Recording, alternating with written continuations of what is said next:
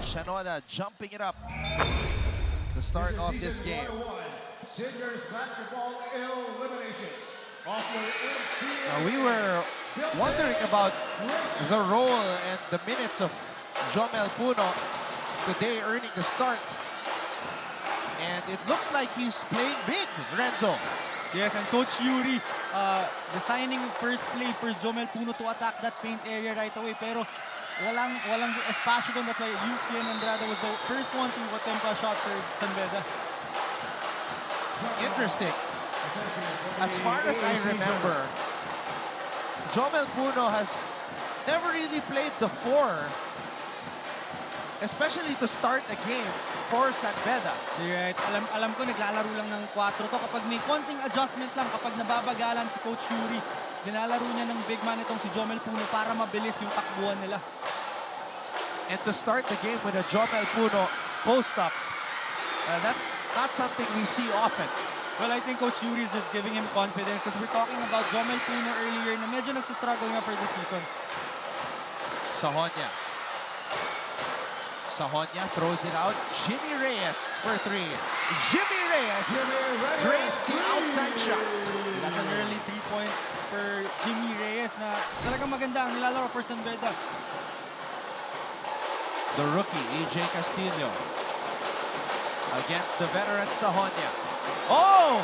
Castillo breaking some ankles early on. Everything but the shot for Castillo. I feel like that's still going to be a highlight. Puno missing. Generals running. This is Jude Bagay. Jude Bagay. All right, let's get that first report from Flo Del Agua. Gentlemen, he is feeling pumped, he is feeling excited, and his first words to me earlier were, I am finally back.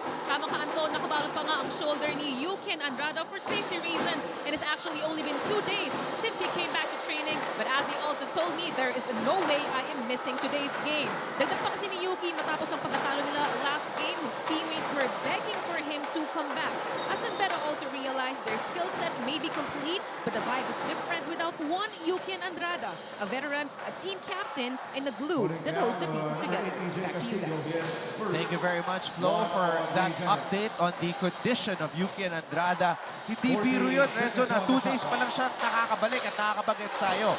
Well, alam naman natin na kondisyon itong si Yukin. Pero tama ka, no, na yung injury na yan, lalo pag shoulder, hindi talaga pwedeng minamadalian. But I'm sure itong si Yukin Andrada, given na last playing year niya na to, talagang susulitin niya every game. Yeah, Yukin is one of those players that we thought would move on to the next chapter of his basketball career. Pero syempre, itong pagiging collegiate player, isang beses lang yan mangyayari. Right, and sobrang hirap iwan ng NCAA. Sahonia on the pull-up. And I love to see Sahonia really aggressive itong sa start ng laro natin. Kasi nga, nabanggit natin kanina na last game, medyo late na siya nag-step up for San Beda. Castillo.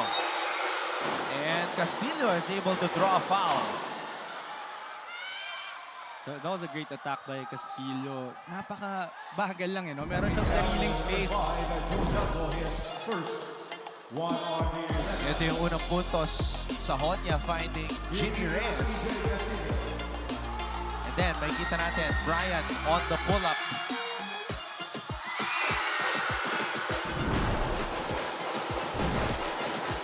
Meanwhile, Castillo sinks the first free throw. EJ Castillo, the rookie out of the EAC Brigadiers high school program, 2-time Mythical 5 member.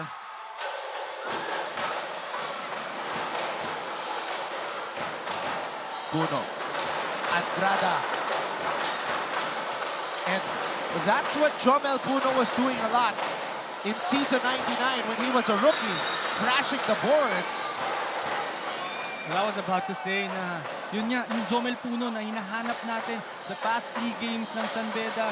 And I feel like now he's back. An active Jomel Puno is a scary Jomel Puno. And when he's locked in, hunting for those offensive rebounds.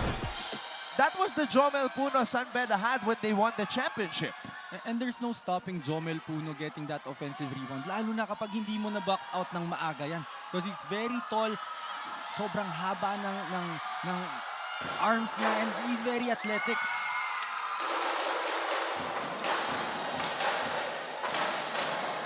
Trying to see what Jomel Puno is listed at now, because there's a debate as to whether he's 6'6" or 6'7". Oh, okay, he listed himself. He listed himself at 6'6". Okay. But I think he's a lot taller than what he listed. Baka mas mababa para makapaglaro ng gwardiya. Oh, at saka yung athleticism niya, hindi lang pang 6'6" talaga eh. Jimmy Reyes gets the ball back from Andrada. Reyes. Sahonia. Yukian. And another offensive rebound for Puno. You're right, another offensive rebound for Jomel Puno, and I really love the aggressiveness of Jomel Puno early in this game, pero I also love the activity of Sahonia. Really trying to get everyone involved early in this game. Nakita natin, may passes siya kay Reyes ng first possession now. He's trying to set up Andrada. Reyes. Sahonia. Sahonia steps back, fires a three. Another offensive rebound for Puno.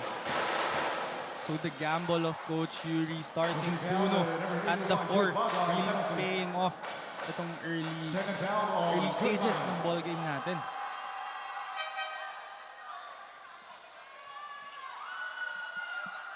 Yeah, that's 4 times in the last minute or so na nakapulot ng bola si Puno.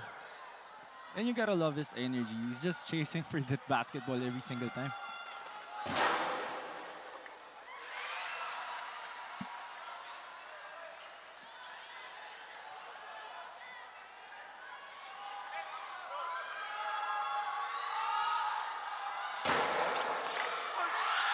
Missing on both free throw attempts.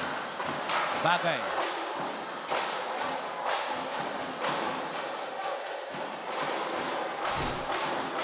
Bagay. 3 for 3. And that's a foul. I don't think that's a shot talking about the three-pointer of Bagay. I think he's really more efficient attacking that basket. Yeah, you're right. Before that shot, Bagay was 0 for 3 from beyond the arc. So hindi talaga siya tumitira madalas from the outside. But you have to love the confidence of Bagay. Pero I really think na kaya niyang i-take one-on-one kahit sinong defender. Reyes sinks the first free throw, and we're about to see the entry of the big man, Bismarck Lina. You're right, but I'm actually surprised na hindi pumunta kahit isang beses kay Celso itong San Beda on the post, no? Given na kitang-kita natin yung diferensya niya dun sa big men ng EAC. There's something strange happening here. Celso sitting on the floor. Well, yung pag-upo ni Celso sa floor na yon is for the officials to force the officials to get him subbed out kasi I think gusto na lang ipasok itong si Bismarck Lina. And I think meron nararamdaman si Celso sa kanyang kamay. Yeah, he's getting checked on right now as Reyes sinks that free throw. Castillo. Shanoda.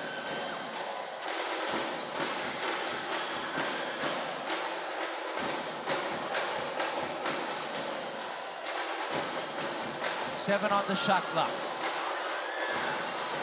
Oftana. And the Generals will run out of time as Postanes went up for that shot. That was a bailout shot for EAC. I thought San Beda really did great defensively. Timeout, San Beda Red Lions. So now the coaching staff of both sides debating as to whether i-count ba yun or ika-count ba yung huling tira ni Postanes. We'll take a break and find out on the other side.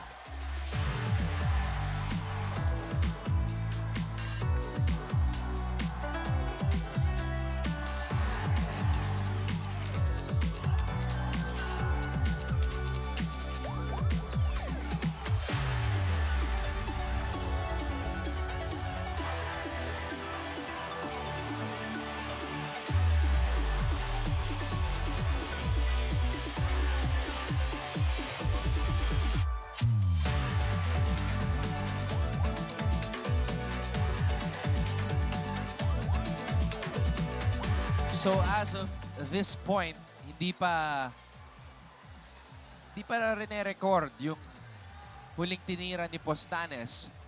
So it looks like a no count.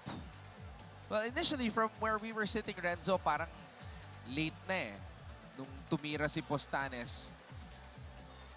Well, it's really a close one. And I think EAC is really gonna fight for that point, especially if San Beda is really playing well and they're really aggressive right now. Sobrang malaking bagay yung point na yun for them.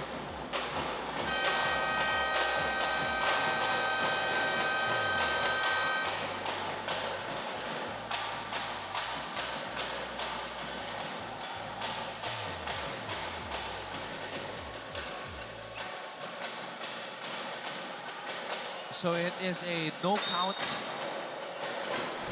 San Beda basketball.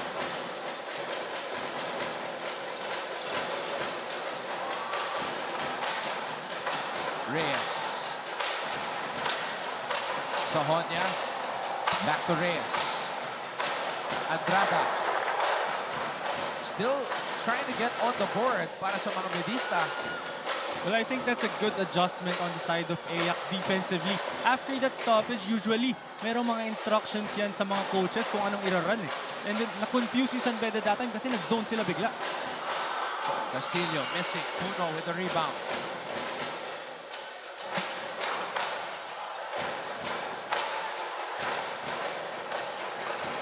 Reyes.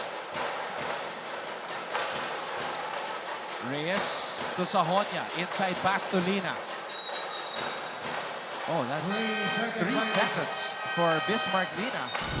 And that's back-to-back possessions for EAC doing a good job on defense. Coming in for the Generals. Jackie Miller coming in for the Red Lions. And that was the previous play na talagang not counted na tira ng EAC. Kaliman, Miller, and Gonzalez are now on the floor for the Red Lions. And San Beda is going big right now with Gonzalez on the point. Postanes. And Postanes Rico Postanes. gets on the board. And as soon as I said that San Beda went big, inatake naman agad ng EAC to sa loob.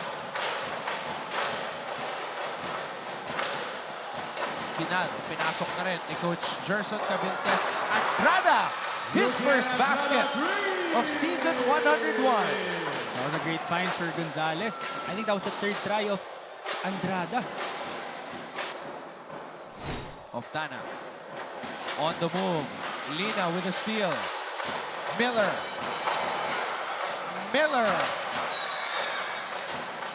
And Jonty Miller is able to draw the foul. That was a good attack by Miller. Really being aggressive. First, Gianlo Galisto. And Roman Omanda coming in for the Generals. 50 girls for Jackie Miller.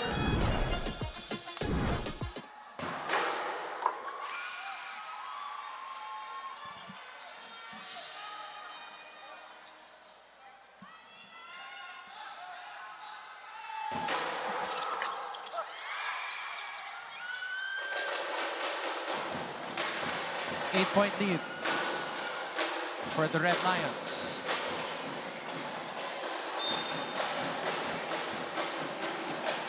That's the same play they ran earlier. Na nakakuha sila ng layup off that back pick sa wingman nila.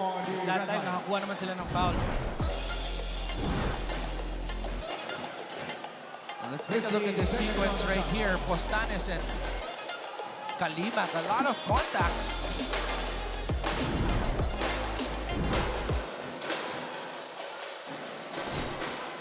Omandak.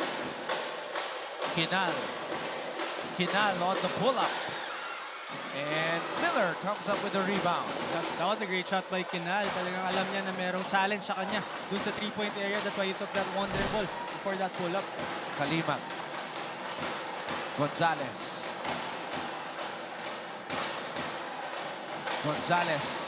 Kalimag for three. RC Kalimag. Three! That's a good execution for San Beda off that zone defense na binibigay nitong EAC.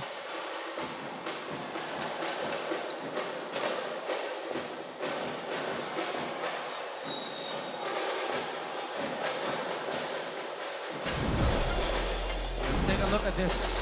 Nice setup by Nigel Gonzalez, ready to shoot. RC Kalimag. That was a good read for Kalimag, recognizing na yung tag ng EAC mababa. That's why he lifted.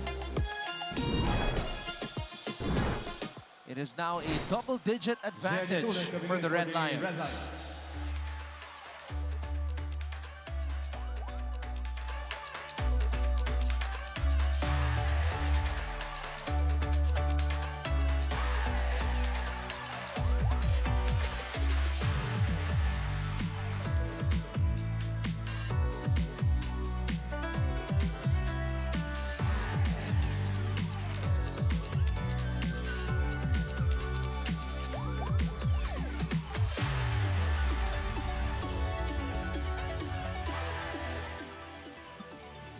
We have attorney Jonas Capochan, Mancom representative for San Beda University. And Mr. Paul Supan for his beloved JRU, Jose Rizal University. Dr. Lorenzo for Emilio Aguinaldo College.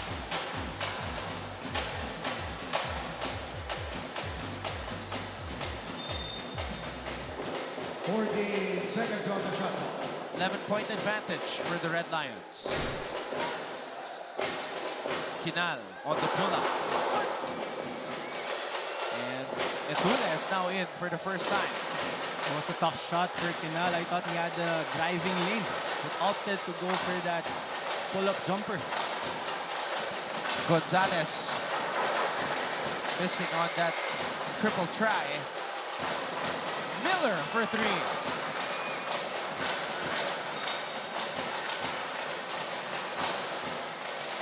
So that's the right thing to do if you're EAC. Talagang magbigay ka ng isang katawan for Bismarck Lina on that rebounding battle. Kasi mahirap pa talaga makakuha ng bola against him.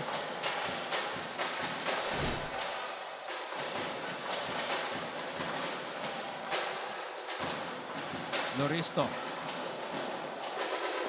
Postanes. Omandak. Dangerous pass.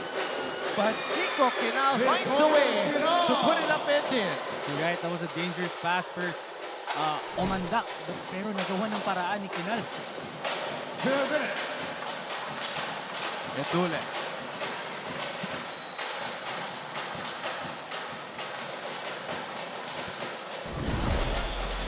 Strange pass there.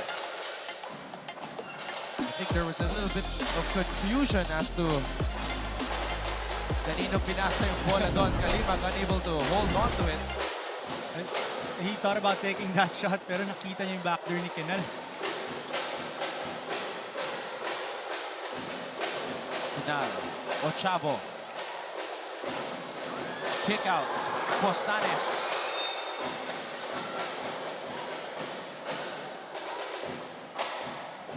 Holding foul, number 3, Jay Roland Omandak, penalty. First foul on Jay Roland Omandak.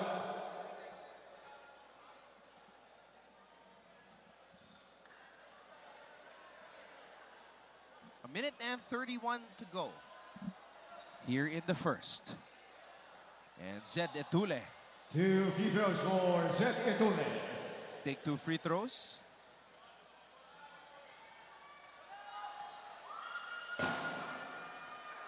First free throw up and in for Zed. And this is a great start for San Beda, Anton. Kanina sinasabi nga natin na ang hirap talaga pag itong San Beda nanggaling sa talo. Kasi yung next game nila talagang sanay na sanay silang manalo. So for sure, babawi talaga sila. The transferee from CEU, 6'4".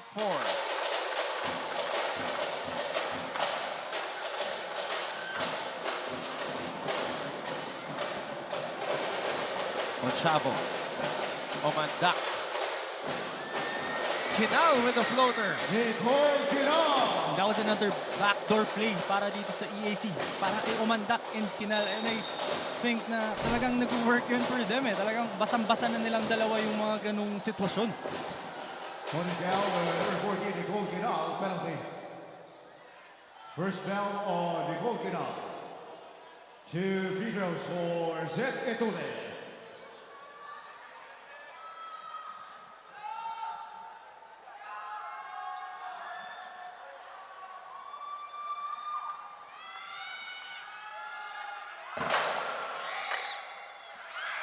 San Beda having trouble finding the bottom of the net from the free throw line.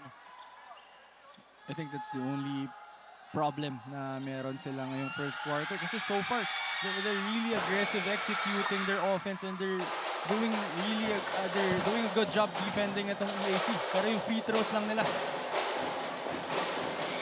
Another one! Kinal. Oh, Nico Kinal is living on the baseline. Gonzalez all the way. Nigel Gonzalez. Well, I want to go back to that play by EAC.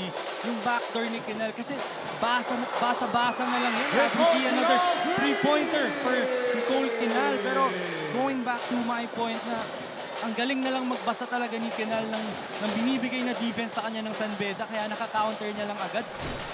Mainit. Si Nico Kinal ngayon. Already 9 points in the game. Talagang perfect yung sinasabi natin kanina. Critical thinker. Ito si Kinal. Lina gets 2. Generals, Etule. Gonzalez. Kalimag on the drive. Kalimag floater. No. Lina offensive rebound. Power dribble. Lina. Bostanes gets it to Ochavo. Ochavo has to shoot. Yun lang. Well, Ochavo was looking for Kinal, who's the hot guy for them, pero hindi niya namalayan, naubos na yung oras. EAC Generals in 21 for the San Beda Red Lions. Oh, look at that. Gliding layup by Nigel Gonzalez who went coast to coast. At eto naman yung 3 puntos ni Nico Kinal that upped his scoring to 9 points. So a 9-point first quarter for the EAC captain, but his team is down by 7 against the San Beda Red Lions. We'll be back for quarter number 2.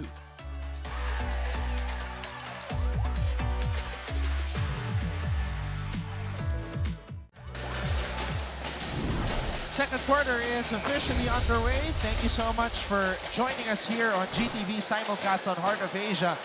Anton Rojas, Renzo Navarro, and Flo Del Agua, your broadcast team for this matchup between San Beda and EAC. John T. Miller putting it up. Lina, offensive rebound. Lina stripped. Generals are running. Omandak, extra pass. At may foul na tinawag dito kay Etule. Well, that was a good defense for EAC, and they really did a great job running that break, getting a foul against San Beda.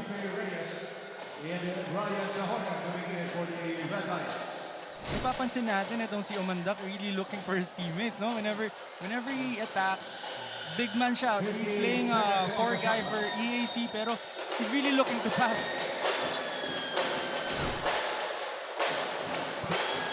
Omandak. Ochavo, 3 for 3. And Sahonia comes up with a board. Miller. Miller.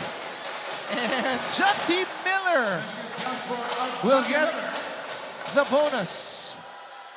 Then you have to love Ochavo, really. Trying his best to challenge Miller, but Jonty Miller is just unstoppable on that fast break. I never thought that I would see a Pinoy step on a 5'5" guy.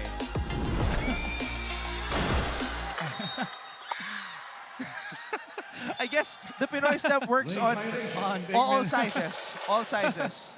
But nonetheless, Jonty Miller got the basket, so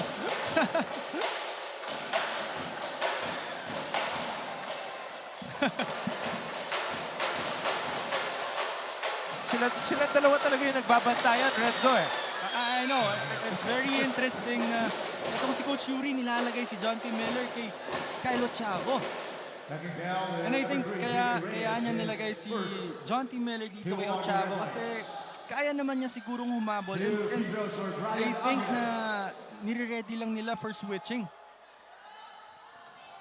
Kyle Ochavo is one of the hardest guys in the NCAA to stay in front of. He's one of the fastest guys with the ball. Oh, very quick and very shifty. Itong si Ochavo, napakadaming galaw. Ang ganda ng handles niya.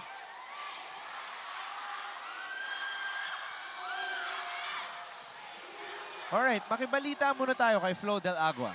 Anton and Renzo, alam itong si Nico Quinala ng EAC, hindi pa daw ina-announce kung sino magiging team captain nila this season. He already knew in his heart na siya ang pipiliin. Sabi niya kasi sa akin kanina, out of all his teammates, siya daw ang may pinakakabisado kay Coach Gerson at alam niya na kung sino o ano ang takbo ng kanyang utak. That's why when the coaches screamed, we have to cut this lead earlier during the first quarter. Suddenly, choosing Quinala as the team captain became their best decision after all. Your thoughts, gentlemen?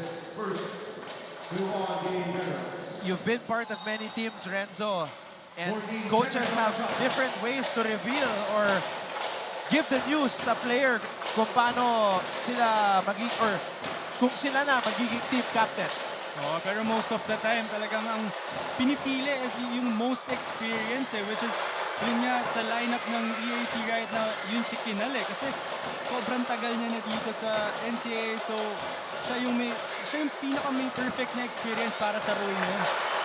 Meanwhile, Jet Etule knocks down a triple. So Etule showing us the range. Oh, what a save by Etule. And Etule showing us the speed. Sahonia to Andrada.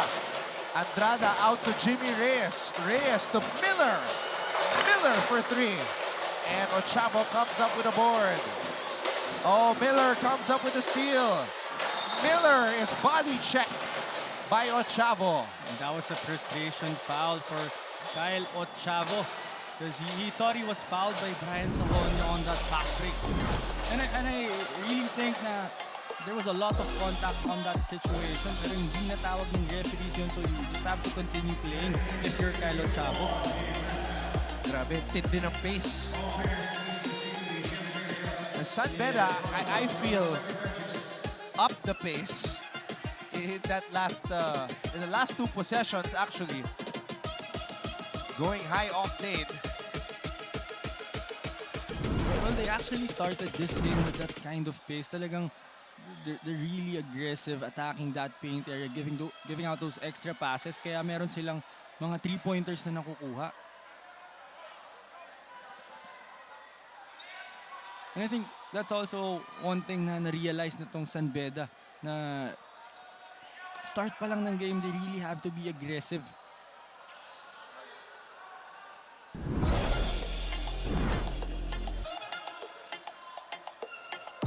So this was after. Yun. Tinawagan ng technical foul si Kyle Ochavo. I think it's because he pointed at the referee out of frustration.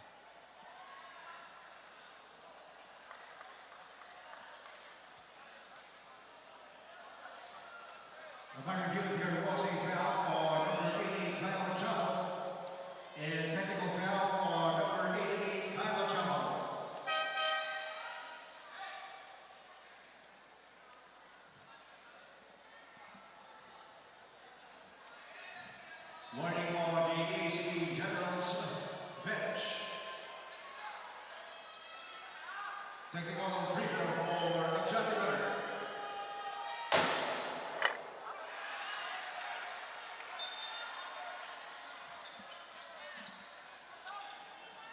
During one interview, Miller was being asked about the adjustments of playing here in the Philippines. He mentioned the drums, na hindi siya sanay sa drums. Well, yung drums is actually one thing that I miss so much. Sa nilalaroan ko ngayon, yeah, there are a lot of fans, pero wala na yung ganitong suporta ng drums sa school mo. Meanwhile, Yukin Andrada goes up for that turnaround jump hook. Ngayon naman si Jimmy Reyes ang tinawagan ng foul. Dito mo rin masasabi na sobrang veterano na ni Andrade. I know na wala siya ng ilang laro and is really excited to play, really can't wait to play, pero wala siyang pinipilit na mga tira ngayon. He's just really running the system of Coach Yuri. Kenny Estacio coming in for Jimmy Reyes. 16 seconds on the shot clock.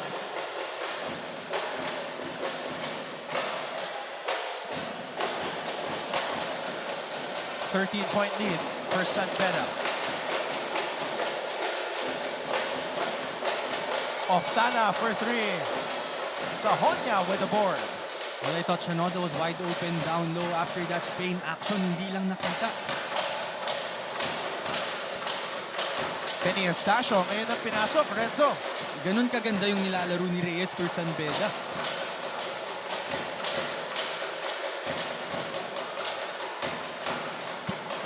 This is a deep point guard rotation.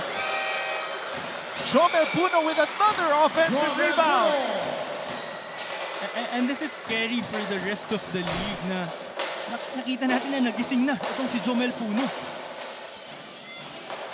Yeah, how can you box out an athletic 6'6" guy?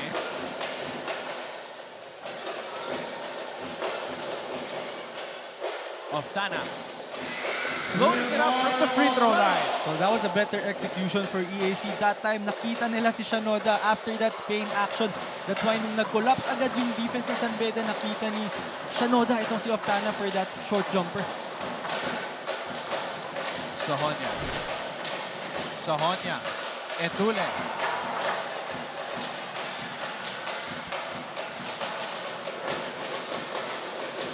Hinal. Shanoda in the post.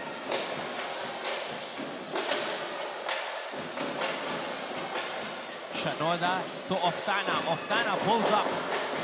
And Sahonya saves it to Estacio. I feel like minadali ni Oftana yung tira niya because he was already wide open pagbaba niya pa lang ng half court.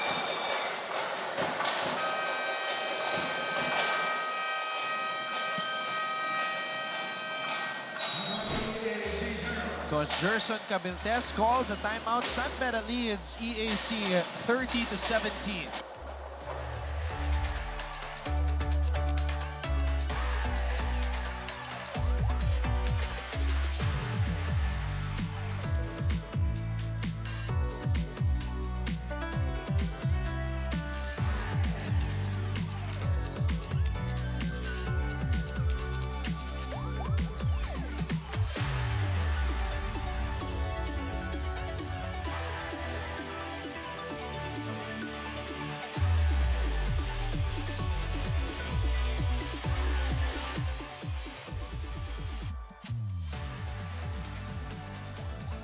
Rico Postanes, another second-generation athlete.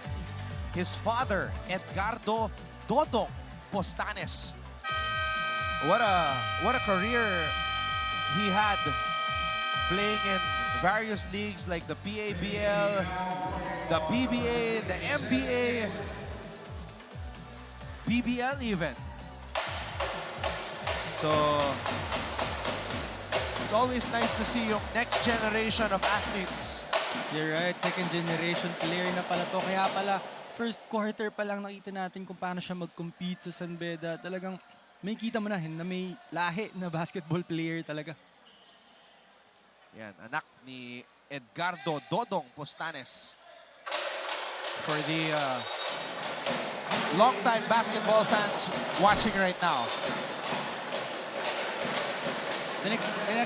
Actually, it's nice na naglaro sa PABL yung dad itong Postanes because my dad also played in the PABL with Coach Benji Peras and Coach Ronnie Magsanok.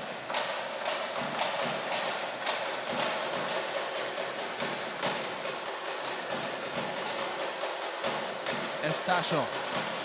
Andrada. Estacio.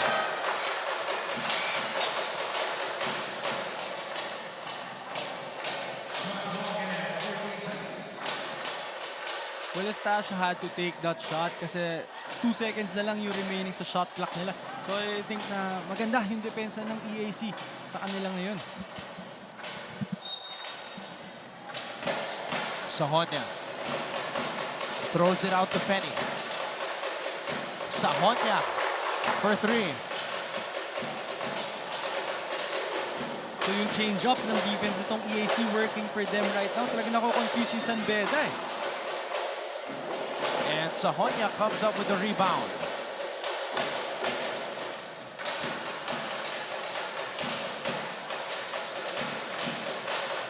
Estacio for 3.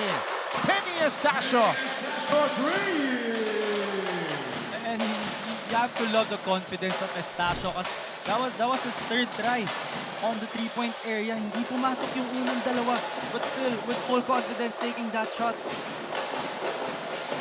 Villarente throws it out to Oftana. Doria, offensive rebound. Doria able to draw a foul. E And another veteran for EAC. Itong si Doria. Kita natin gano'n siya ka-patient doon. His first for on the Red Lions. 2 free throws for Adam Gully.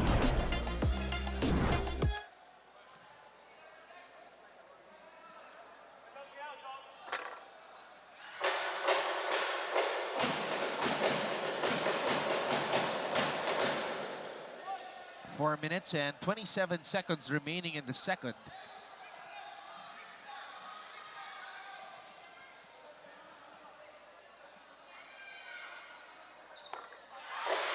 Doria sinks the free throw.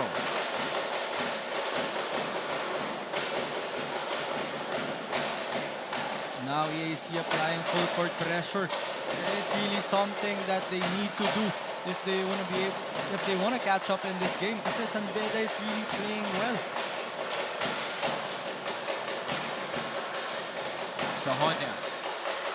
Andrada, turnaround. Celso could not hold on to it. Again, another great stop by EAC. Doubling Sahonia on that right side of the court.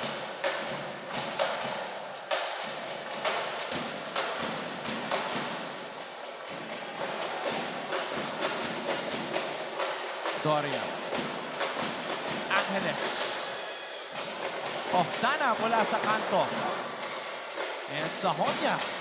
Oh, he's been hunting for those rebounds on the defensive end.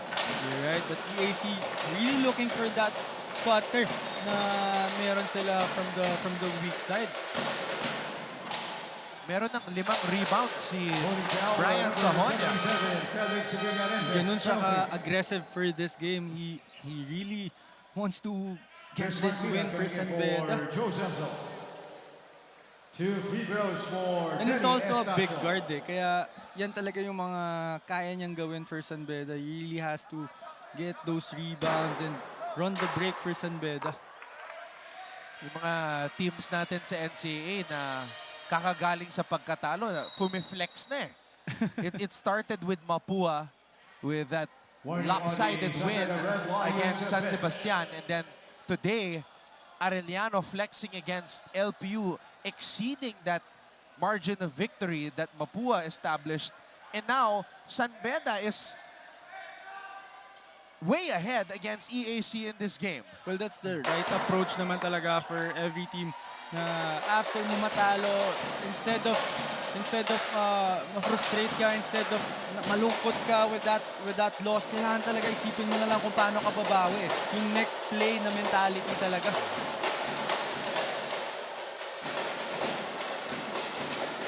Angeles. And Angeles drains a triple, a badly needed basket for the Generals. And Coach Yuri Escueta calls for time.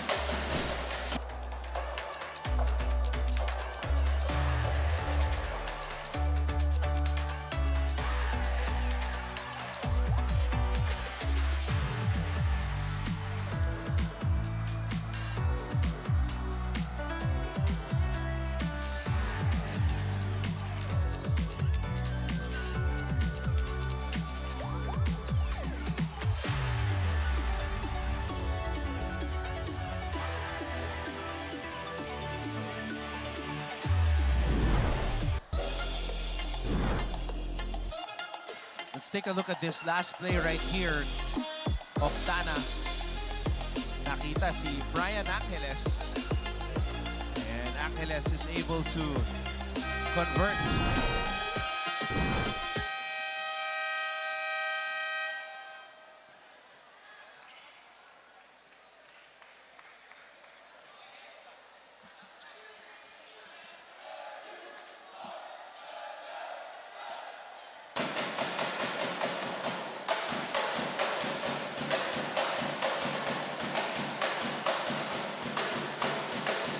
For EAC right now, they really have to do something about this game na kailangan nilang maidikit to bago man lang matapos itong first half. Kasi kapag binigyan mo ng ganyan kalaking cushion ng San Beda, ganyan kataas na confidence ng San Beda, mahihirapan ka na talaga sa kanila sa second half.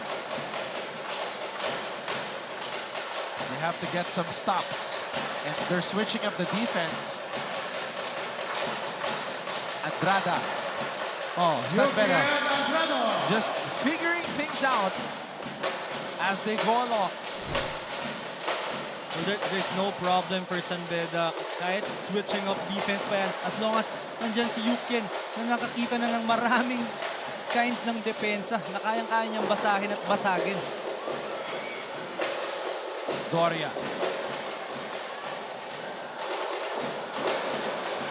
Doria pulls up for three. And Miller comes up with a board. And that's the shot San Beda is giving up for EAC. Alam nilang hindi masyadong mataas ang percentage ng mga players na yun. Estacio. Puno for three.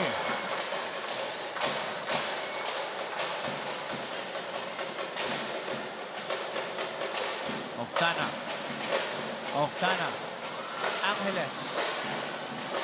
Angeles with the reverse. Well, I was gonna say na dapat tinira na ni Angeles because he just made the shot earlier, but that was still a good drive for him. Puno offensive rebound and put back. What makes it hard to stop Puno from getting those offensive rebounds is hindi mo alam saan siya nanggagaling eh.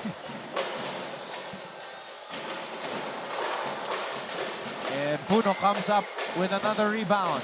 Estacio. Lob pass to Andrada. And everything's just going on the side of San Beda right now. They're defending well, they're executing well, and hindi mahanapan ng paraan ng EAC ito. Oh, lucky bounce right there for Jacob Shanoda. And even that shot, barely going in for EAC. Oh, John T. Miller. Ang dali lang ng basketball para kay Mr. Miller. He just walked it up. You're right. Scorer talaga. Pure scorer. Holding down the number 11 of Justin Miller, penalty. Point guard substitution for the Generals. Yuki Andrada, first game here in NCAA Season 101. He already has 9 points. Ito yung putback ni Jomel Puno and the alley-oop, Estacio to Andrada.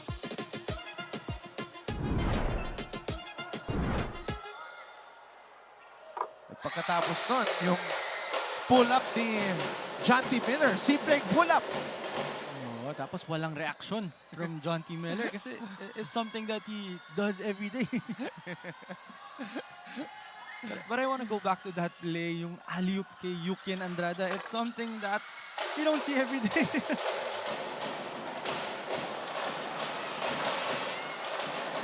Yuki has played 15 minutes. So, that's a good sign for San Beda. Maski 2 beses pa lang nag-ensayo. Oo, alam naman natin na kondisyon talaga itong si Yukin. But San Beda, I don't think they're gonna force Yukin to play the whole game, especially na may nilinar siyang injury. Ito, Renzo. John T. Miller making it look easy. Sheesh! And habang tayo talagang namamangha dun sa jumper na yun, si John T. Miller bumaba lang sa depensa. Walang ka-reaction.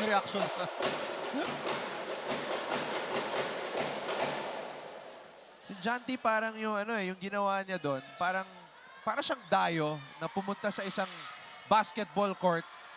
Hindi alam ng mga tao kung paano siya maglaro, tapos bigla na lang pull up. Ay, magaling pala. Oo, magugulat lahat ng tao. Tapos siya, hindi na siya magugulat sa tira na yun dahil matagal niya nang ginagawa.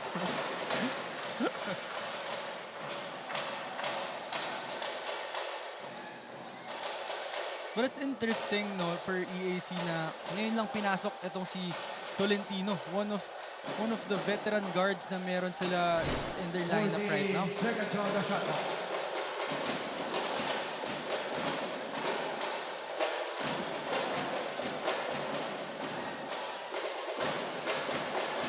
Eight seconds on the shot clock. Tolentino. Blocked by Kalimag. Sabi siguro ni Tolentino, ngayon na ako pinasok. Gagawa ako. Didiskarte ako dito. Well, he had a separation, but I don't think it was enough to get a shot against Kalimag kasi malaki rin itong si Kalimag eh. Gonzalez with a rebound. San Beda has time. Gonzalez with the left hand. Pangalawang coast to coast mula kay Nigel Gonzalez. And the end of the half, it's 45-28 for the San Beda Red Lions. Grabe. Nigel Gonzalez. Nobody. Walang humarang. Kaya diniretso na ni Nigel, giving San Beda a 45-28 advantage over EAC at the half.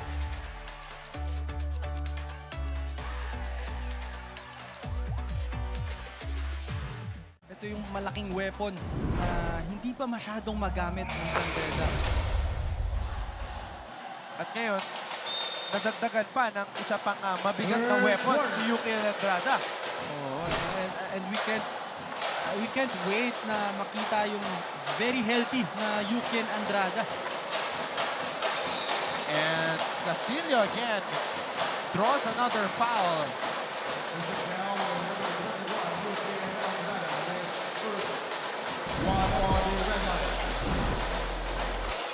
Every time EJ Castillo plays basketball in the NCAA, it's like he has stat categories of his own. Like how many ankles he was able to break, how many defenders he was able to shake, and how many big men ang napatalon sa Pinoy step niya. He's very deceiving. Talking about itong si Castillo, no? Hindi siya sobrang bilis. Alam niya lang talaga kung paano laruin and paano dalhin yung mga defenders sa sarili niyang pace na gusto. Andrada. Puno. Sahonia wants to post up Ochavo. Ayan. Better angle. Sahonia throws it out to Reyes. Andrada for three. Sahonia, offensive rebound and put back. And that was the 6th rebound nito ni Brian Sahonia. And I think that's something they could really go to. Yung post ni Sahonia against Ochavo. Not necessarily to take a shot, but to create something for San Beda.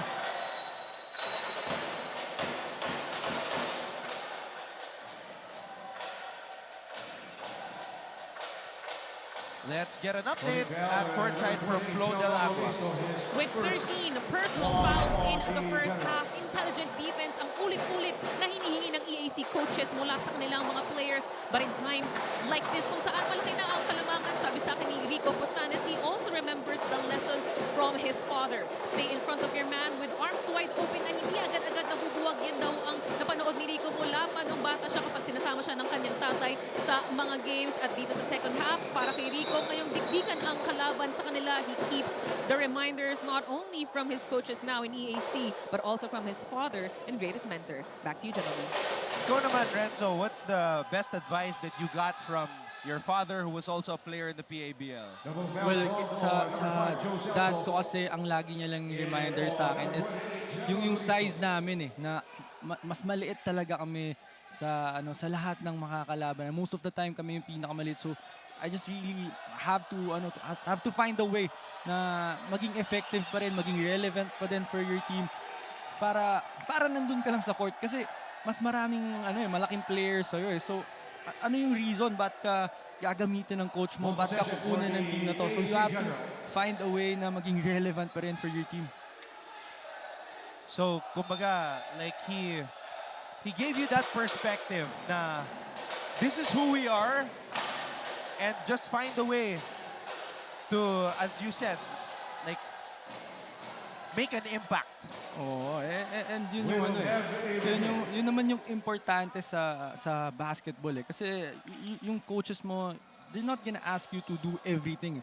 You're assigned a role na kailangan mo laruin ng maganda. And for us nga na katulad nga nung sinasabi ng dad ko na point guard kami. So there has to be something special with you na para gamitin ka, para kunin ka ng mga teams.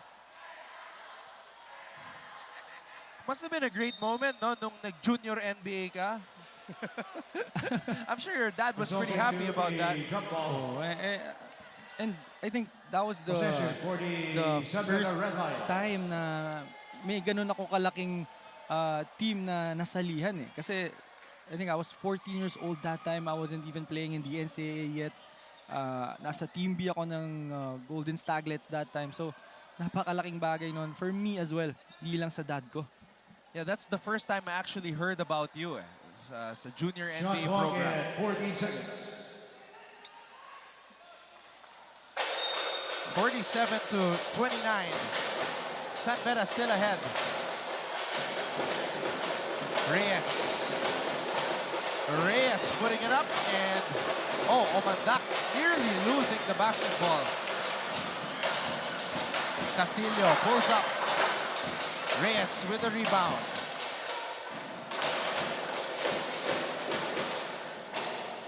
Andrada. Reyes. Back-to-back misses for Reyes. I think it's okay that he's really being aggressive.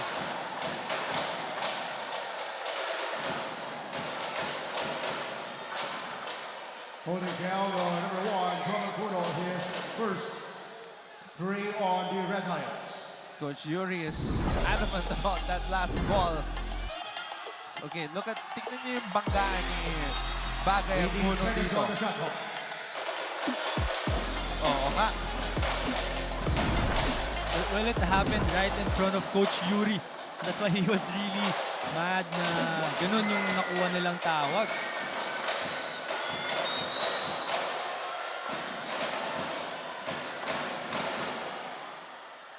Holding foul, the number 3, Jerry Rowland opened up his second 3 I think that's the the 7th Generals. rebound of Brian Sahonia. So we can see that he's really aggressive on everything in this game. Well, Brian with 7 rebounds, you're correct. 4 assists, a steal, and 4 points. So a little bit of everything for San Beda. And that's your leader right there.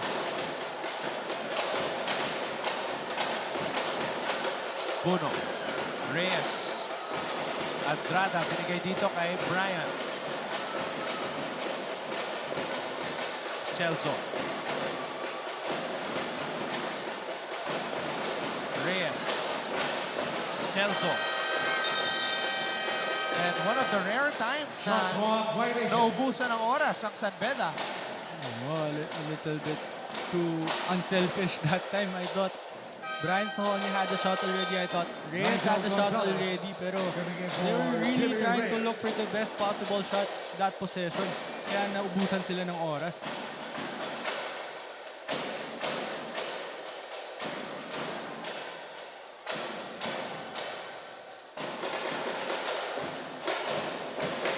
Chavo against Gonzalez.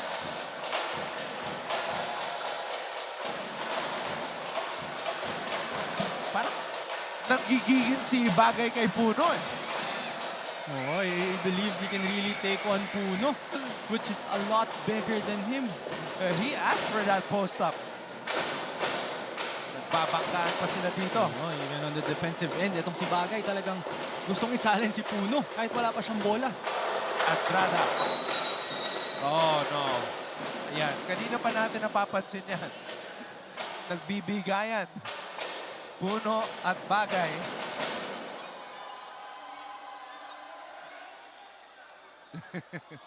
Well, I think this is just out of frustration for Jude Bagay. Kasi kanina pa nakakuha ng offensive rebounds itong si Jomel Puno, which is sobrang nakakasakit for EAC.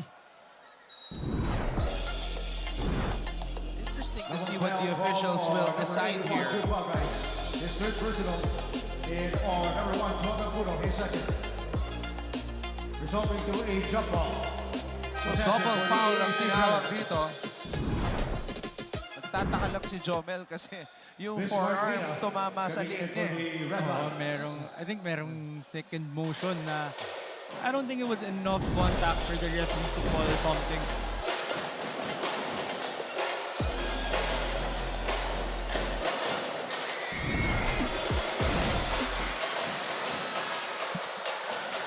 Umandak.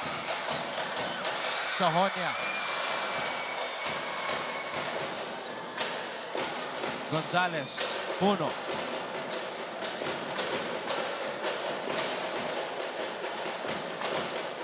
Sahonia.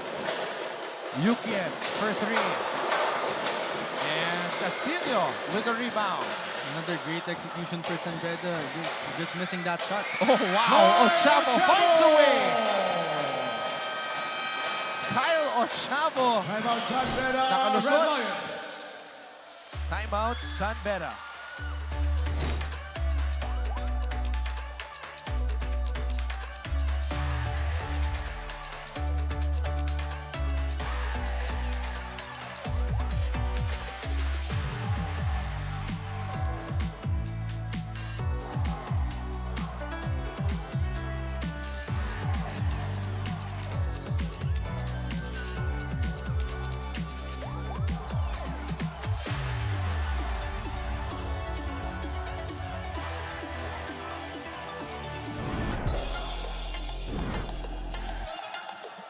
Kyle Ochavo. Nakalusot. Ang tulin eh.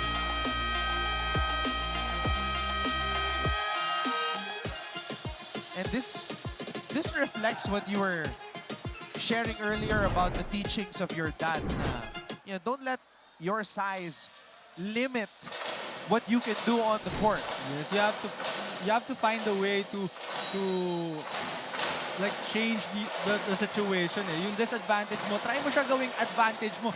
And that time, ginawa ni Ochavo yun na mas maliit siya compared to most guys pero binilisan na lang niya. Nigel Gonzalez with the flex. And I think he had every right to flex talking about Nigel Gonzalez. Woo! Sumabay ka pa. Nigel Gonzalez. Sheesh!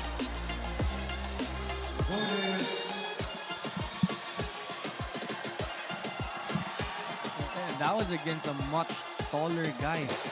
That was Loristo. That's gonna come out on the highlights. Awesome plays. Technical foul on the EAC Generals bench. But I think Coach Gerson is complaining about something. I think Nigel Gonzalez warded off a little bit. But I think the referees think that it's still within his cylinder. So Technical free throw for UKN Andrada. Yep, he's been living in the gym. para mapatumba mo yung ganong kalaking mama.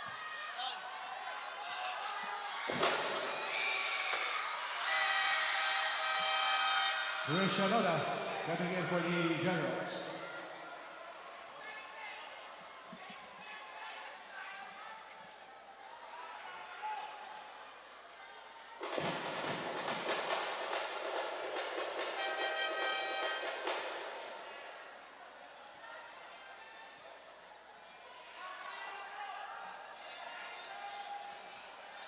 Technical foul on number 28, General Loristo, for unsportsmanlike behavior. That's his fourth. General Loristo called for a technical foul for unsportsmanlike behavior, and he's on the bench. Oh no. I think on his way out.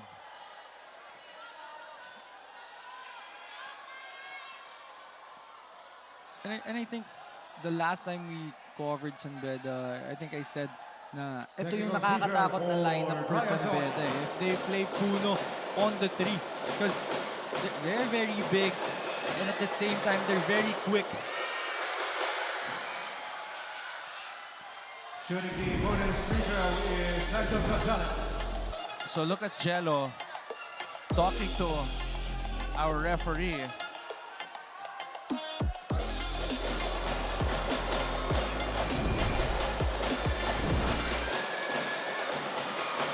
Yan yung mga ang sarap na pag-usapan sa mga podcast.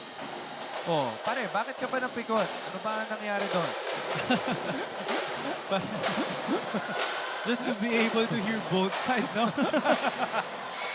but that's something I also realized na hindi ka talaga mananalo eh. You just have to keep playing. Wilmar Alfaro, 3! Hey, you know what? If you're San Beda, you can't relax because this EAC squad is a live opponent. And just like what you said, walang safe na lamang dito sa NCAA. Ayan, nakakainitan na po. And even the Bedans, the passionate Bedans in the stands are talking to the players.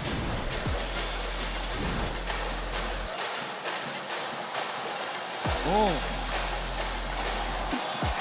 Nigel did not appreciate that.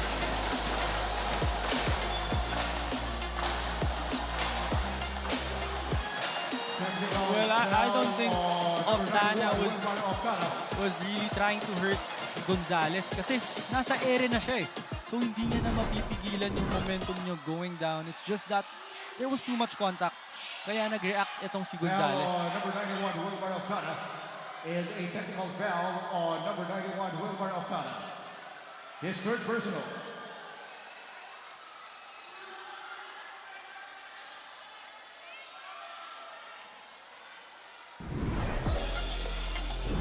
Technical free throw for So here's another angle. Yeah, tsaka nag-lead down pa si Nigel. Yun nga lang, it just didn't look good because it looked like a flying knee. Oh, but Nigel was trying to save the ball.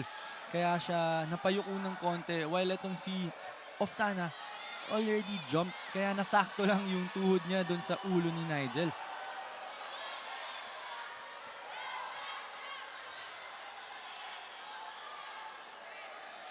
Well, this is a challenge for San Beda to stay composed and just to continue their game, no? Kasi katulad nito na malaki na yung lamang nila. So EAC is really gonna try everything to catch up. So they're gonna apply pressure, they're gonna try be physical with them. So challenge to for San Beda to stay composed.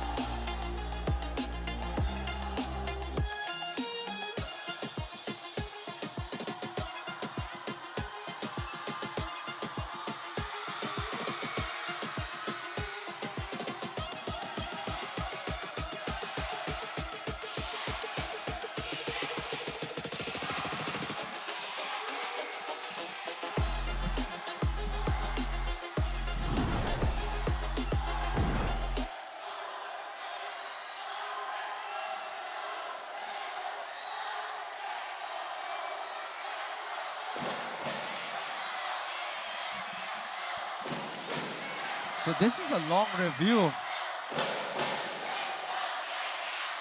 Tumira na ng mga technical free throws ang San Beda.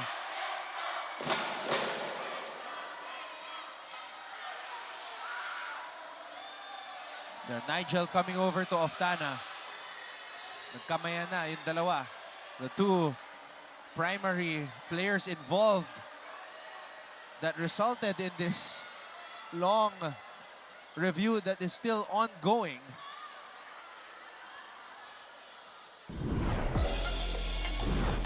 Yan, nagkamayan na. There was a technical foul on the San Beda Red Lions bench. Well, hindi talaga may iwasan na you're gonna get carried away, especially sa intensity na meron tayo, sa physicality. Hindi talaga may iwasan eh.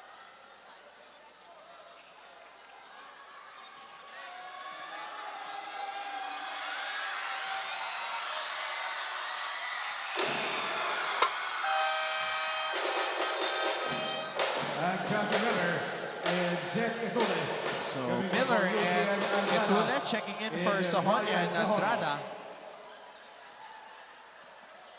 And John T. Miller is playing the 2 for San Beda right now. So imagine kung gaano kalaki itong lineup nila ngayon.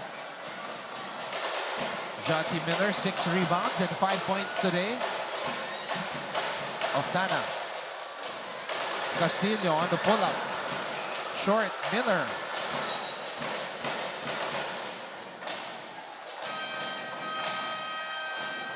Just that sentence alone, John T. Miller at the 2 is already a scary statement.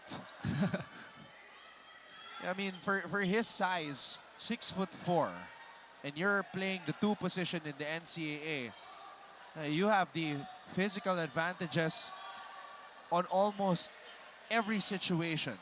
And given the scoring ability of John T. Miller, diba? Kung ganun nakagaling umiscore, tapos mas malaki pa ng sobra against his defenders, nakakatakot yan. And there you go. Right on cue. John T. Miller nagkape pa sa ere. And that was the second time he finished with his left nang may contact. So yun yung scoring ability na sinasabi natin about John T. Miller. Oh,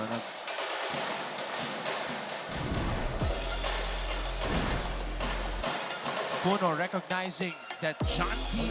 Miller was ready to take off. And look at the hang time. A lot of highlights in this game today.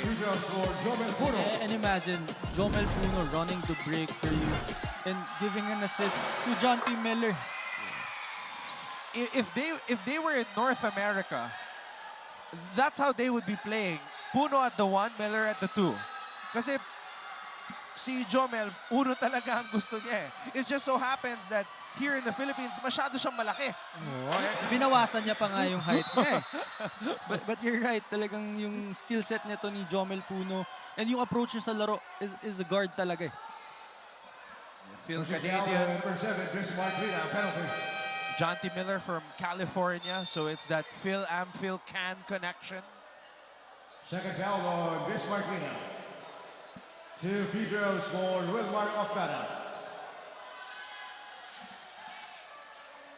But I think for EAC, itong penalty situation ng San Beda right now is really something they could maximize. They just have to keep on attacking, just keep on being aggressive.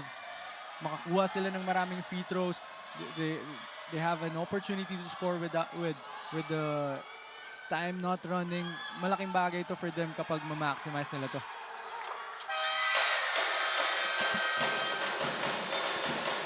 Joshua Devara coming in for Kyla Chaco.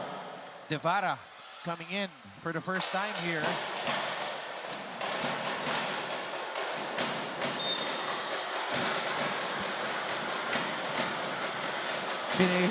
Pinatalsik agad ni Nigel. Nakapasok lang.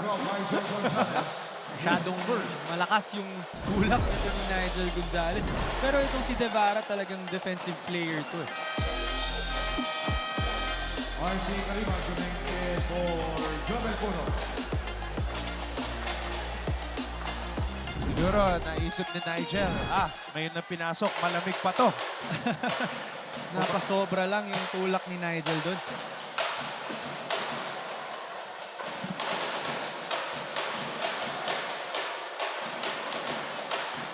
Oh, Miller off to the races. Jonty Miller with the finish. And another sidestep for Jonty Miller against a smaller guy.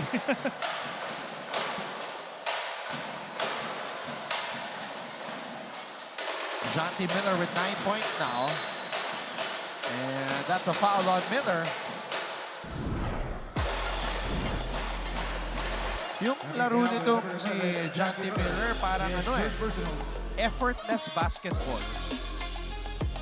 And he's not trying to overpower yung mga defenders niya. Talagang tinatalo niya with skills. Yun yung maganda kay Jonty Miller. Because we've been talking about it na he's a lot bigger than his defenders. Pero he's not trying to overpower them. Tsaka, kalmado lang siya maglaro eh. Except in the JRU game. That was the first time I saw Jonty a little bit hype and trying to hype up his teammates as well. Alright, so ito yung kalmadong Jonty Miller, which is very scary for every team na makakalaban nila. And there was also a little bit of frustration on Miller's end during that JRU game. Naalala mo yung sinubukan niyang dakdakan yung isang player? Oo, pero yung JRU kasi talagang matatapang yung players eh. So even with Jonty Miller trying to throw that down, it's a challenge talaga nila yan. Bagay against Kalimak. Bagay on the fadeaway.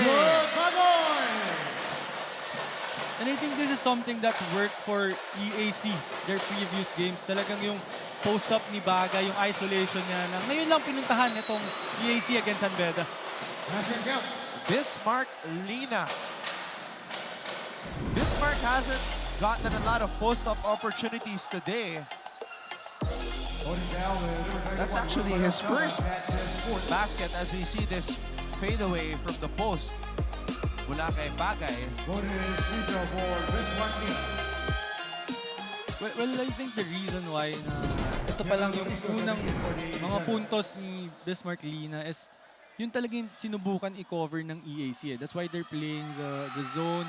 Kaya sila nagsiswitch up ng defense para hindi masyadong mabigyan yung ilalim.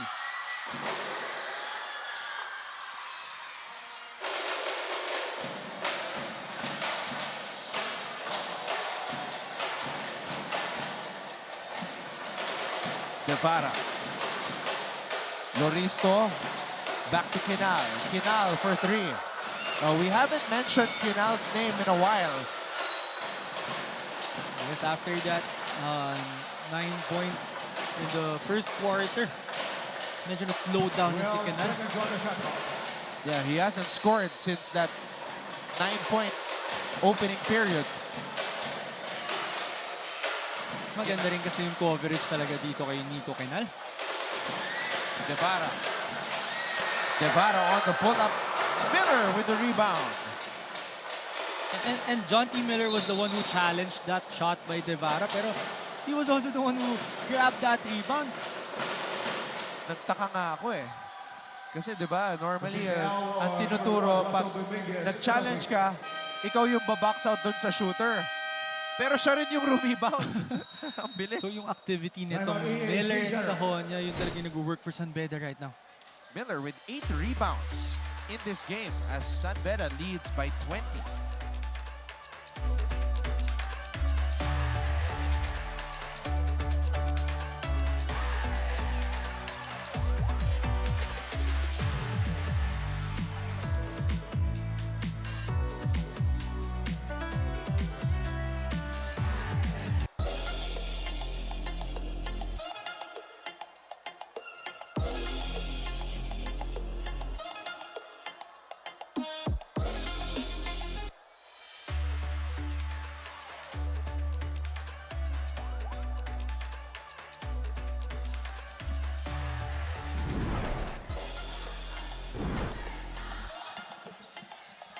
All right, let's take a look at this last sequence right here. Dominguez and Lina in the background.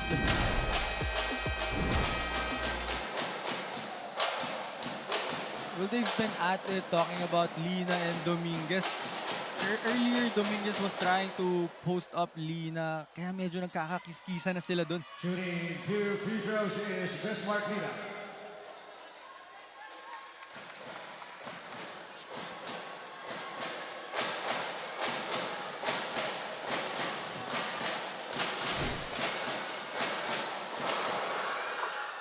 I really find it amusing, and it never gets old, when clearly a player pushes another player and pretends as if they did not do anything. When there are cameras all over the place. Well, kahit naman siguro ako, pag pumaul ako, natawagan, hindi rin ako aamin basta-basta. Well, yun nga yung mahirap for the players right now. Kasi kahit anong tanggi mo, pag nireplay na yan, talagang makikita. Ito na ang post-up. Oh, malaki na to. Malaki na yung binabangka ni Bagay. So, kanina, si Kalimag at si Puno. Ngayon, Bismarck Lina na. I think that's the adjustment na ginawa nitong San Beda. Lina wants it against Loristo. Miller to Kalimag. Etule. And Loristo with a box out. So Nigel Gonzalez was asking for it on the right wing. Hindi binigay nito ni Etule. Postanes. 2 minutes. Bagay. Bagay to Devara. 3 on the shot clock. Devara misfiring and a foul as the ball hit the backboard. And that was a Voting foul, bailout number 30, foul. RC Kalimag. Kasi apat yung white shirts dun sa loob against one EAC General. Pero nakakuha pa ng foul.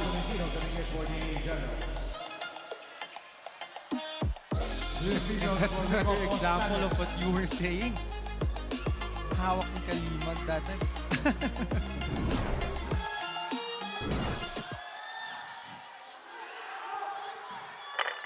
Although, sa sequence na yun, I think it's debatable na walang ginawa si Kalimag doon. I think it was Postones who had the position Oo. and nag-react lang itong si Kalimag. And I think nabenta ng maayos yung tawag. Yun, kaya siya nag-react ng ganon si Kalimag. Nabenta eh. Gonzalez to Kalimag. Miller for 3.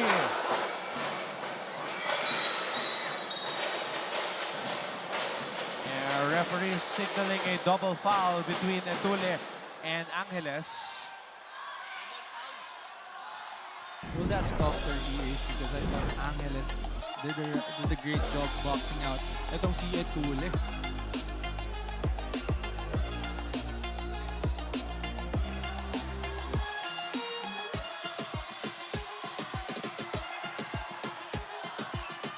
Foul called on number 15 of San Beda and on number 0, Brian Adams. So double foul. The initial call stays.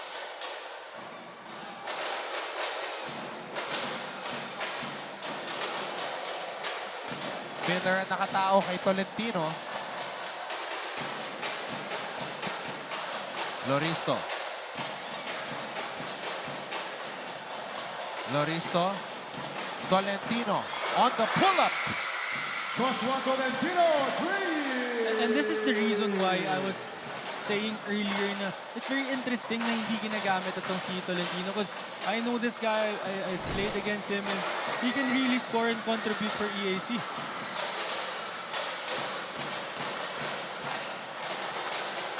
Tolentino. Oh, sumabit. And Nigel is not protesting, so Knocking foul, number 12, Nigel Gonzalez. I think he's one of the few guys na umamin sa foul na nagawa niya. Di nag-protest eh. Ryan Sahonia. Nakaisa kasi si Tolentino kaya talagang challenge na ni Nigel. 3 free throws for Joshua Tolentino. Ayun, well, malinaw naman na sumabit. I think that was a great challenge for Gonzalez, but he went across Tolentino's body kaya nakuha yung foul na yun. And again, itong si Tolentino, nakalaban ko to nung rookie year niya with EAC. Talagang napakatapang nitong point guard na to. Talagang very offensive-minded din. Kaya I'm sure makaka-contribute to ng malaki for EAC. You know what? Much respect to the Emilians. They're down by 16. They're still cheering, celebrating as if it was a close game or as if EAC was ahead. And ito yung gusto mo na support na makukuha mo from your crowd if you're EAC. Talagang hindi ka mawawalan ng pag-asa. I mean, if you were not showing the scoreboard, iisipin mo na lamang pa yung EAC eh. Oh. Based on the crowd, the crowd reactions. Yeah. And talagang I'm sure itong EAC pipilitin na makahabol and subukang makuha itong panalo na to for their supporters. Etule, corner triple. And the question is, how do you stop San Beda if even Etule is making those 3-pointers?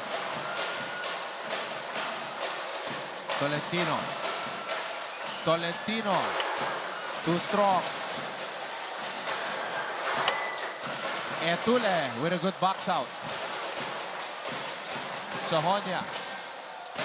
5 seconds remaining here in the third period. Sahonia fouled by Tolentino.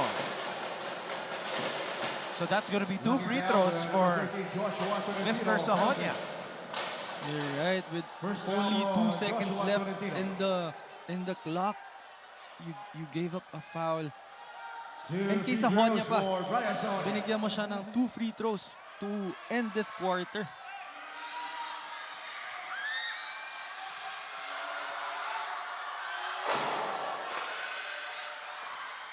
Brian sinks the free throw. Prior to that, he was 0 for 1. Quiet scoring afternoon for Sahonia. Just 4 points, but he does have 7 rebounds, 4 assists, and 2 steals. Well, ito nga yung role na tinatry niyang gawin para sa San Beda. Yung pagiging leader niya. At the end of 3 quarters, in 65. So that will do it for the third quarter. San Beda leads EAC 65-46.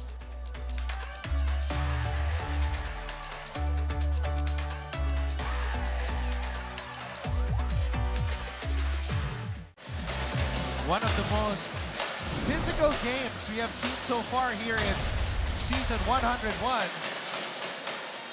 San Beda versus EAC as the Red Lions look to get back on the win column. And it was really that second quarter that set the tone, Renzo, for this game. You're right, yung second quarter nga na talagang very on point yung San Beda. Offensively, defensively, nagagawa nila yung game plan nila. Kaya ganun kalaki yung margin na nakuha nila. Fourth quarter officially underway. Maraming salamat sa inyong panonood. Anton Rojas alongside Renzo Navarro. And we also have Flo Del Agua at courtside. Andrada. And Loristo comes up with a rebound. That was a good play for San Beda. Hindi nga lang na shoot ni Yukien. I think mayroon pa siyang konting nararamdaman with his right shoulder.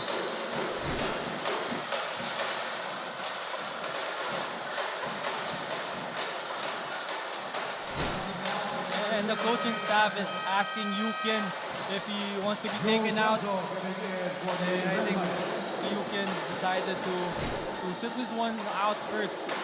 Para, I think meron talaga siyang nararamdaman kasi kanina niya pa sinisenyas.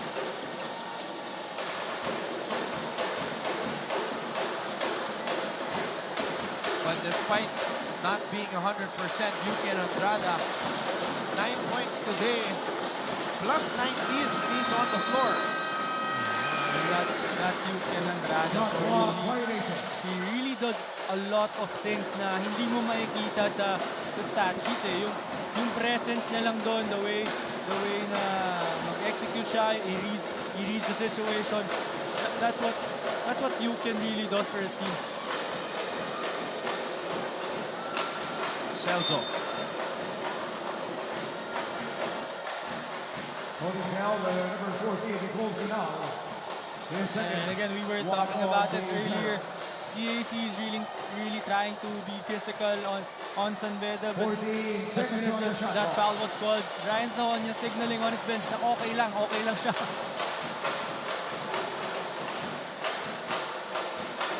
Reyes. 2 point guards on the floor, Renzo. Reyes and Estacio. Well, I think after that Spain action, I think it was Estacio or Reyes who had a shot already. His second, 2 on the Generals. 14 seconds on the shot clock. Celso. Celso to Etule. Etule to Sahonia. Sahonia to Reyes. Reyes has to shoot. And Etule rises up for the rebound and put back. And you know what, Anton? Itong si Etule reminds me of nung rookie year ni Calvin Oftana. For San Beda, ganyan ang ginagawa niya. Talagang nasa corner, three-pointer. Tapos yung mga offensive rebounds, kinukuha lahat ni Calvin Oftana during his rookie year. Calvin Oftana, former NCAA Rookie of the Year. And Sahonia comes up with a board. I think that's 8 for Sahonia.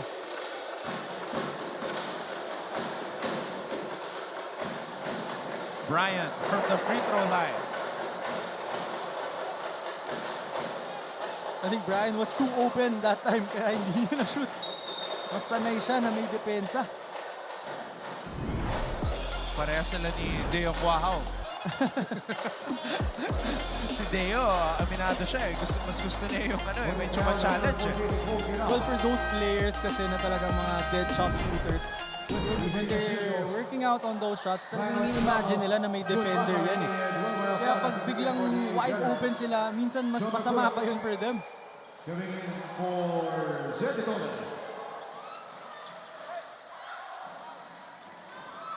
Puno back at the 4. So, interesting lineup. 2 point guards. You've got Sahonia, Puno at the 4, and Celso at the 5. Let's get this update first from Flo Del Agua.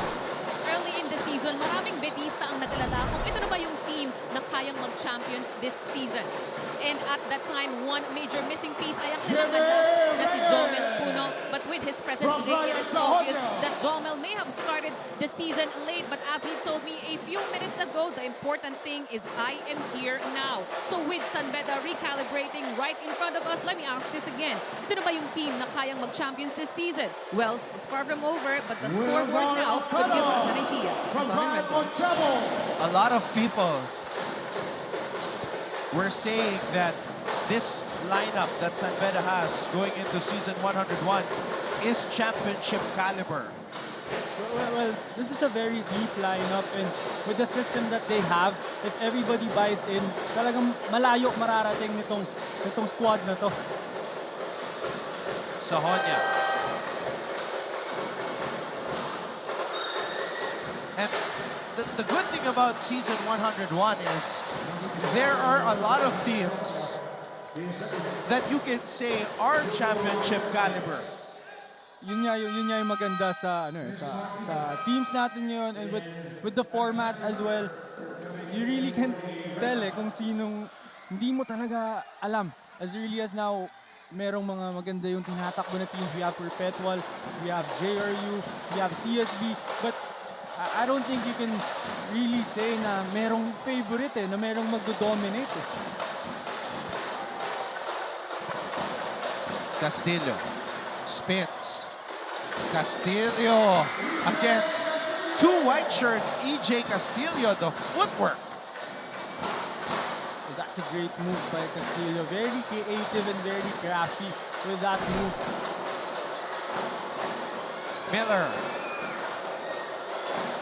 Ochavo picks up the loose ball. Ochavo spins into trouble. I think that was a little too deep for Ochavo. I thought he had a floater already. Lina. Lina against Loristo. Lina. Miller. Estacio back to Miller. Miller for three.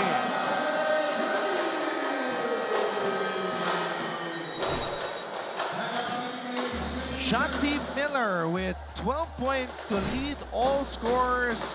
It is a 22-point lead for San Beda.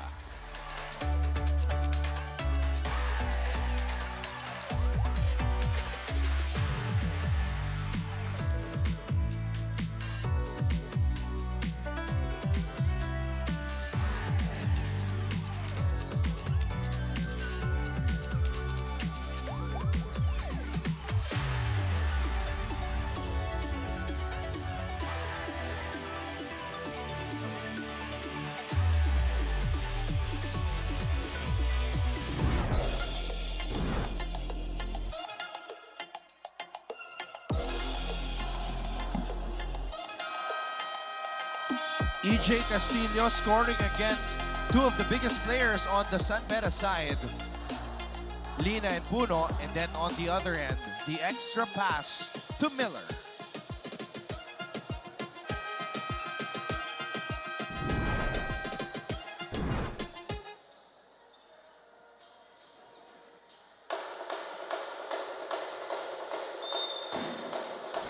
.22-point advantage for San Beda.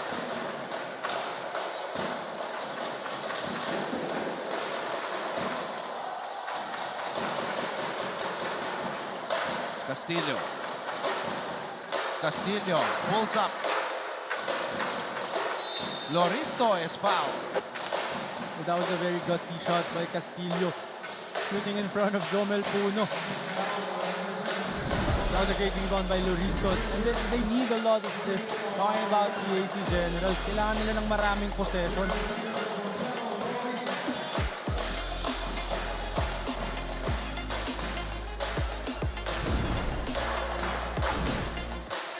And they have to make their free throws.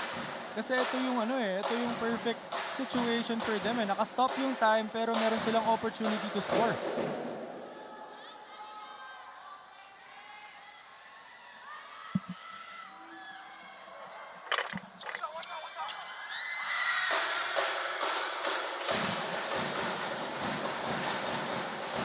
EAC continues to apply that pressure.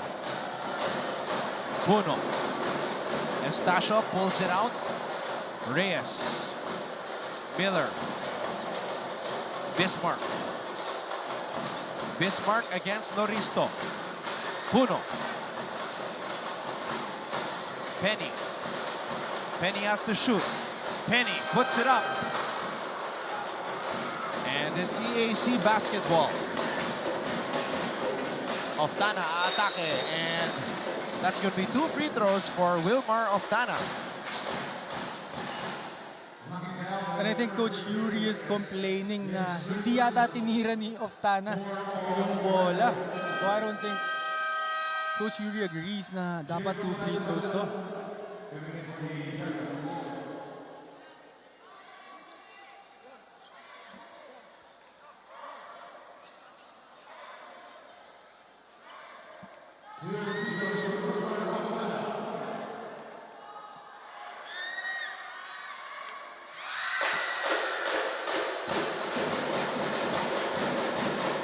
First free throw is good for Wilmar.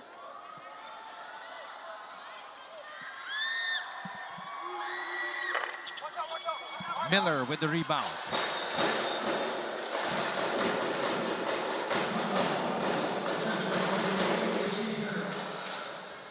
Miller is one rebound away from a double-double. And we've been mentioning yung activity nito ni Miller and Sahonia. Pareho sila na they play the one spot or two spot, pero sila yung kumukuha ng rebounds. And that's your double-double. Talking about John T. Miller.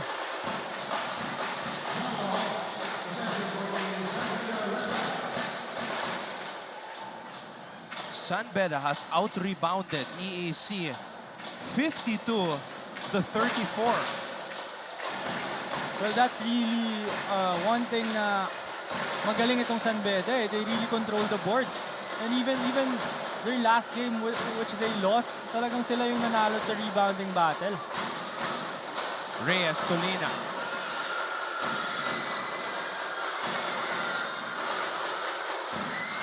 EAC forces a turnover. And that's traveling on Ochavo. Na isahan din ni Miller itong si Ochavo. Miller celebrating after getting that stop. Hinarangan si Ochavo, and clearly Ochavo is frustrated. Well, I think what Ochavo is trying to say is he was dribbling the basketball. So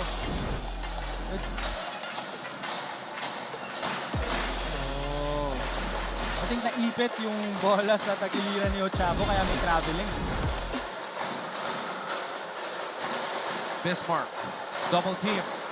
Puno with a finish. Oh man. Can you really believe na itong si Bismarck Lina yung perfect guy na bigyan mo ng bola sa post? Kasi hindi lang yung pag-score niya yung kaya niyang gawin. He can really locate those cutters from the weak side and the strong side. Kaya maraming nangyayari kapag hawak ni Bismarck Lina yung bola sa post.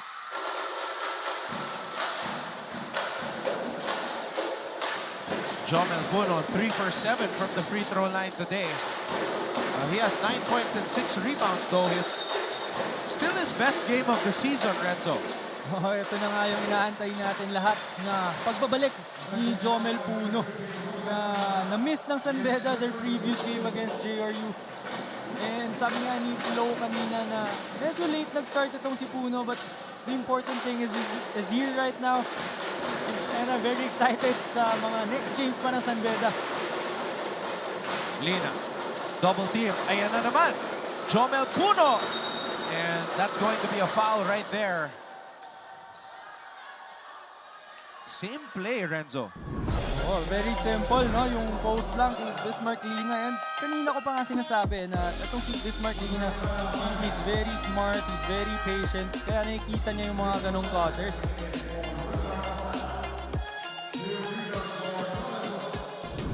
And I don't think you can stop Jomel Puno pag nakuha niya na yung ganong buwelo eh. Right now, the only thing stopping Jomel Puno is himself. As he's been missing from the free throw line. And I'm sure itong sila Coach Yuri, sila Boss Jude Roque, hindi pa paalisin ng gym to bukas kapag hindi ka pa 50 free throws or 100 makes. That's now 3 for 9 from the free throw line. Sayang.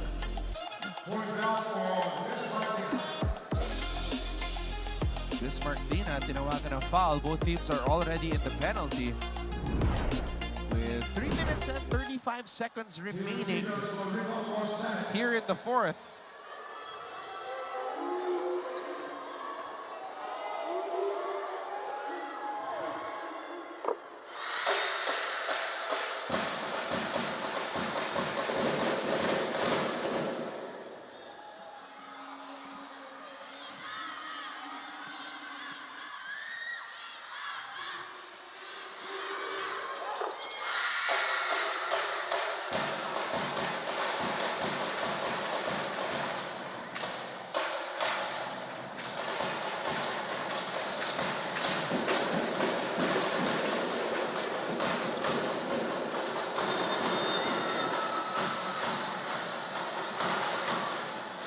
Oh wow, si Bismarck pa tinawagan ng foul doon. Bismarck feels that he was hit. Ngayon, malalaman natin yung katotohanan. I think Bismarck Lina wasn't in a legal position to give that screen. I think binaba niya kasi yung balikat niya eh. Pero I think he got hit as well. Yeah, by a flying shoulder. It was off of that reaction of Bagay after that hit from Lina.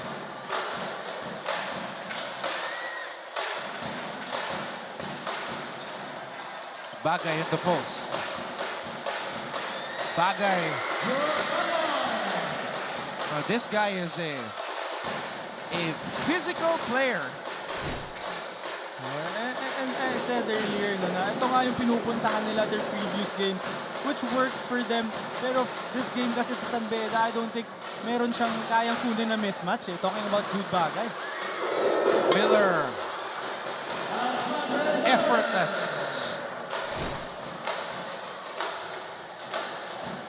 And that was just too easy for John T. Miller.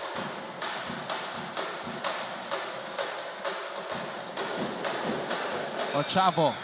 Omandak.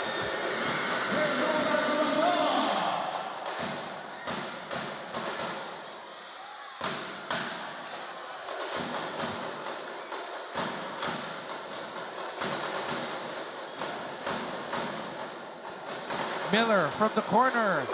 Jonty Miller with another one. John T. Miller isn't done yet. Still scoring.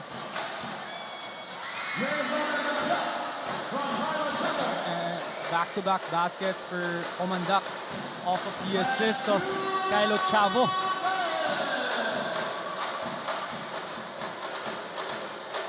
$79-60.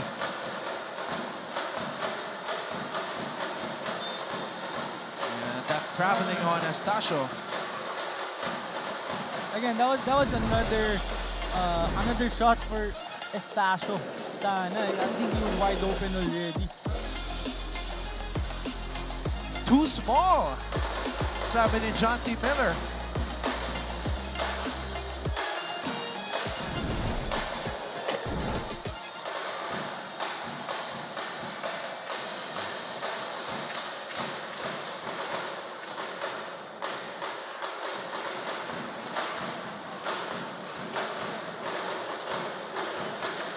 Gonzalez. And that's traveling.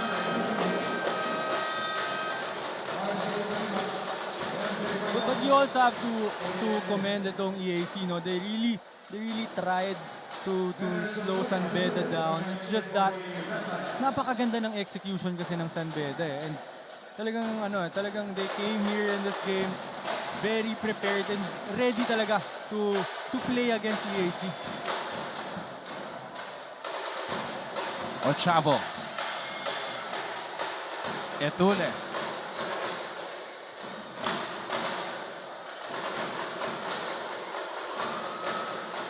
Etule.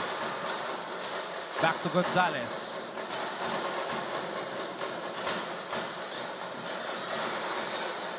Five on the shot clock.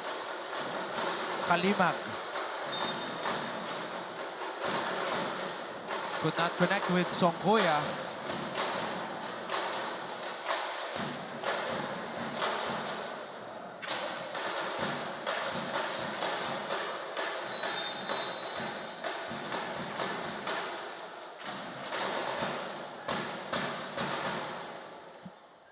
Tony Gal, number 27, veteran Songkuya, penalty. First down on veteran Songkuya. Two free throws here, go back to Manda.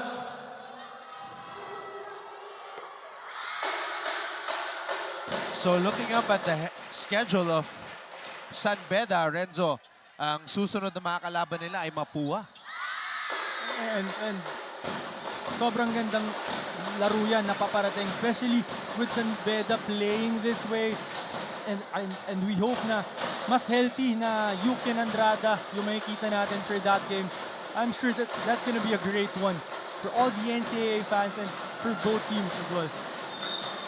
Tsaka yun ang unang beses na makakalabanan ng San Beda yung mga teams na wala sa kanilang group. So that's the first time actually na mag-crossover ang Mapua at San Beda, and possibly the only meeting, unless of course magharap ulit sila sa playoffs. Well, that's one more motivation for you, you know, especially if you're San Beda and you want to go up against the defending champion and nasa kabilang group sila, gagalingan mo talaga para umabot ka dun sa next level, sa finals, para makaharap mo pa sila.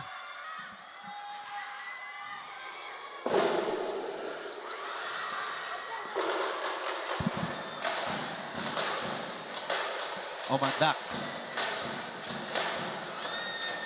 Castillo on the fadeaway. EJ Castillo.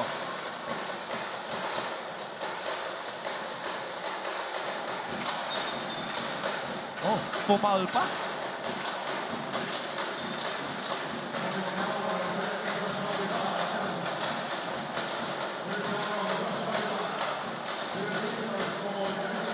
So, madadagdagan pa itong puntos ni Nigel Gonzalez at ang puntos ng San Beda. Well, if San Beda is gonna continue playing this way, there's gonna be a problem for the whole league. I agree 100%. So, Perpetual has been flexing. Mapu has flexed as well. Arellano earlier today. At ngayon naman, San Beda, John T. Miller. So we verified with the statistics, one shy of a double-double. But more importantly, a statement win for the Red Lions. You're right, this is a statement win, especially coming off that loss against JRU.